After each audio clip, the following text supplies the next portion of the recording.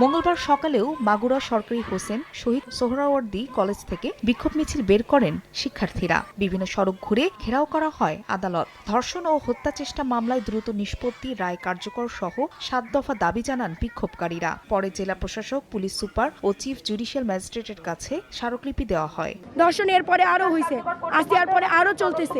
এই চলমান যে প্রক্রিয়াটা আছে এটা বন্ধের দাবি। পর্যাপ্ত প্রমাণ থাকা সত্ত্বেও, রায় দেওয়া সত্ত্বেও কার্যকর হচ্ছে না।